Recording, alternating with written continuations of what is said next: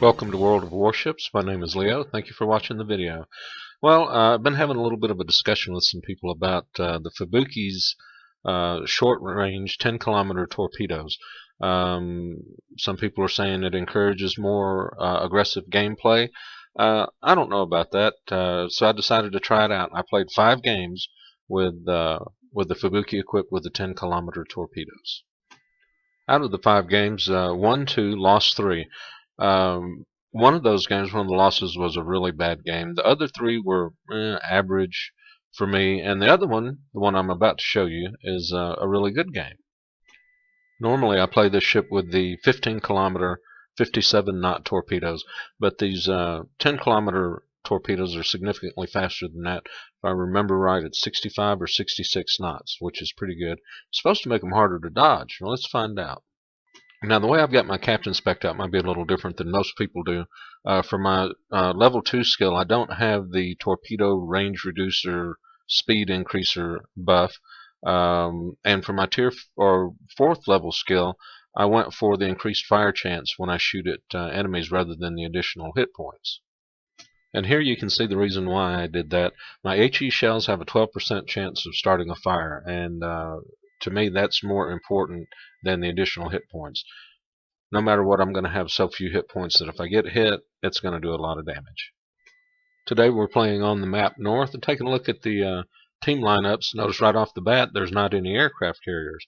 Now that's a mixed blessing. That means they can't drop bombs on me, but that means I don't have any fat aircraft carriers to shoot at. We spawn in on the north side of the map near the center.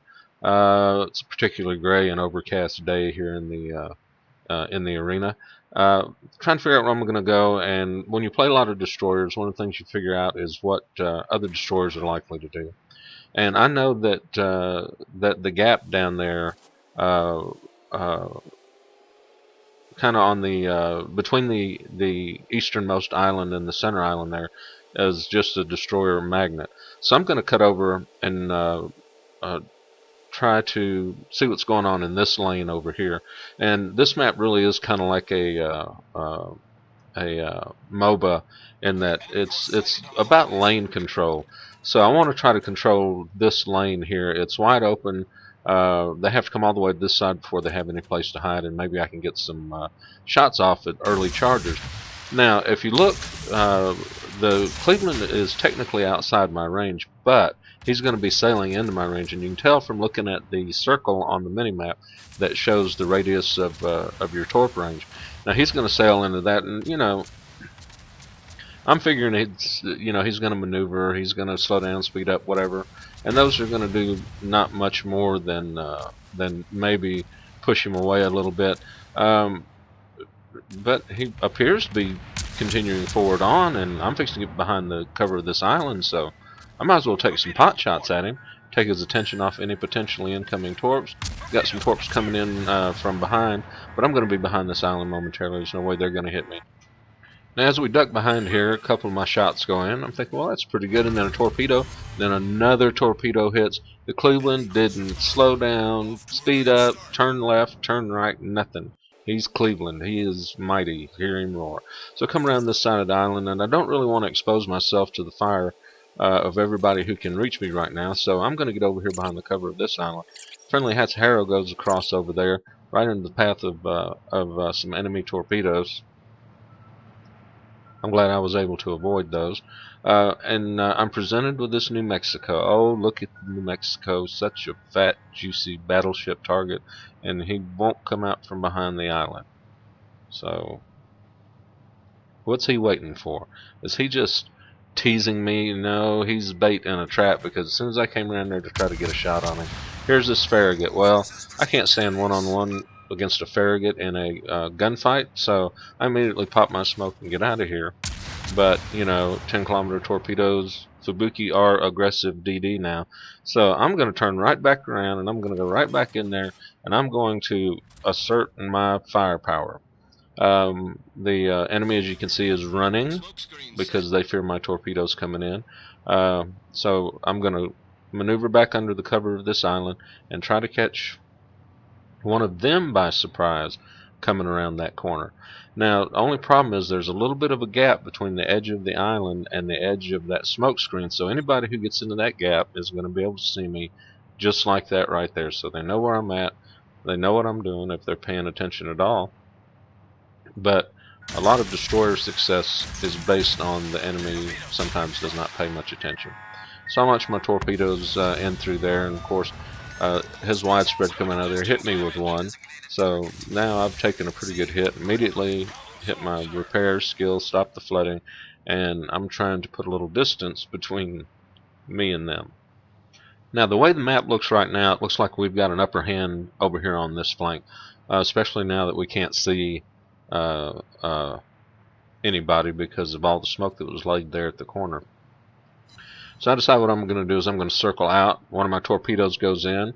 Alright, that's good. So there's one indication that the 10-kilometer torpedoes are harder to dodge because they, it's obvious that, and another one hits.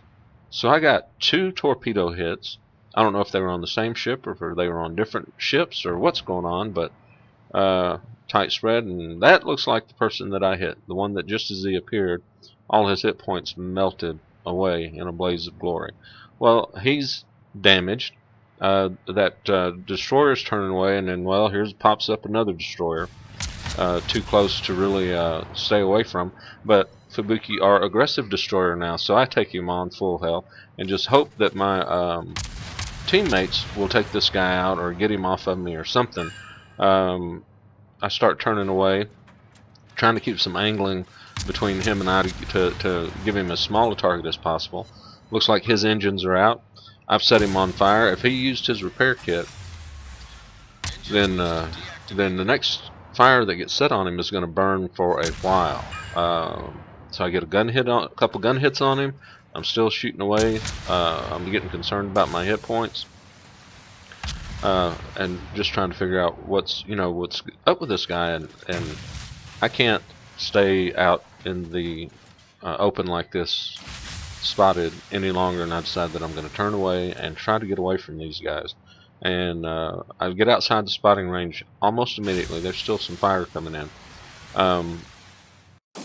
Now we're getting pushed back over here, and I don't see any real good reason for us to be getting pushed back. We've got a good, diversified force over here. They're having to come to us, so we should be able to lure them into some pincher movements or something, lure them into the guns of our teammates, something. So I'm trying to decide exactly who to attack here, and I decide that I've got to push these guys back. We've got to start pushing them back. So I take some speculative torpedo shots, wide angle. As you can see, I'm staggering those out really wide. I mean, I want to, when you say area denial, it's about how much area you can cover with your torpedo spreads, and I just covered pretty much the maximum distance that you can cover with these. And like I said, I wasn't really planning on any of these hitting, but the more I watch them, the more it looks like they might actually hit something. Well, just in case they are, I'm going to stay relatively close so that if I do hit somebody and knock his hit points down that far, I feel comfortable opening up with my guns, looking for fires, looking for anything. But I'd already caused the flooding. He was going to die by my hand anyway, but any extra damage I can get with my guns, I always try to do with my Fubuki, because just to practice gunnery skills. When I turn around, I get out of view range almost immediately, and I'm going up here to seek cover behind this island, because this whole flank here has just kind of melted away, and I'm a little bit surprised, but I know that I can't move my team any good if I die, so go up here and seek cover. Worried about that cruiser. He's going to be maneuvering, and that's what I'm doing, is I'm watching the aiming cone, and I'm trying to get a feel for within what parameters is he dodging back and forth. And after a couple of sweeps back and forth, I get a feel for it. I'm approaching the cover of this island, so I feel confident enough to open fire on the DD. Somebody takes the cruiser out, so the DD now is in a lot more precarious position. Get a couple more shots before we go behind the island. He's headed that way. I'm headed this way. That'll keep him from spotting me, and maybe I can get some torpedoes over to these guys. But you remember those torpedoes I just shot? Yep, one of them hit that DD, but it didn't kill him.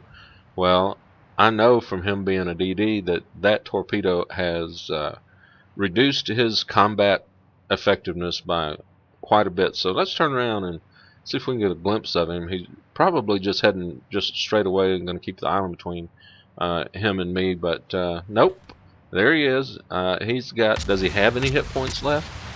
I'm trying to see on the little thing. Is there even a pixel? No, there's no hit points left. He's done. He's gone. So, all right. We fought uh,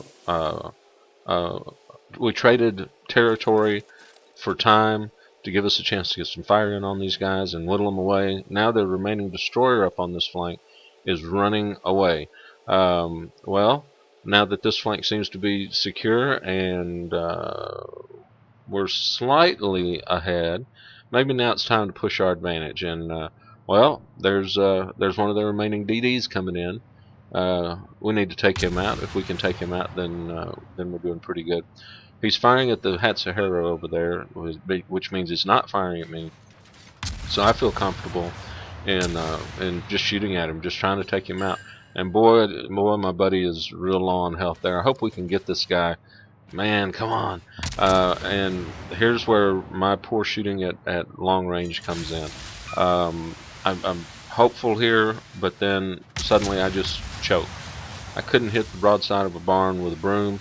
I can't hit this guy. He's not even really maneuvering that violently.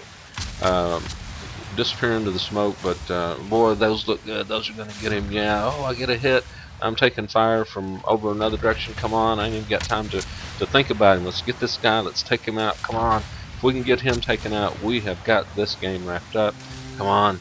And I just can't hit him. I can't hit him, and kaboom. Aggressive Fubuki are no more. Thank you for your service, noble Fubuki.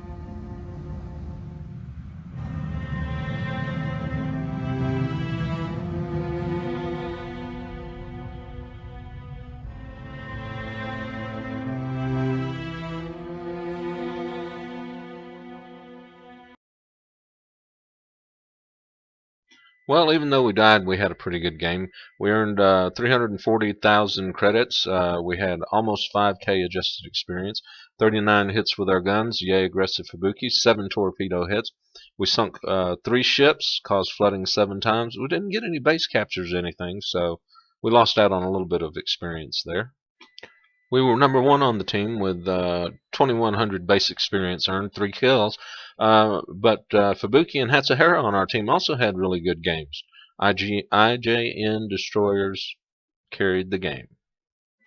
We had over 100,000 experience, with 84,000 of that coming from 7 hits with our short-range 10-kilometer torpedoes. So looks like this aggressive IJN DD style they're promoting might actually be fun. It might be something that's viable on the Fubuki. I sure hope it is. I enjoy playing the Fubuki. And if I can play it a little more aggressive, that just gives me some more options. No reason I can't still use the 15-kilometer torpedoes sometimes. Well, my name is Leo. Thank you for watching the video, and I look forward to seeing you next time.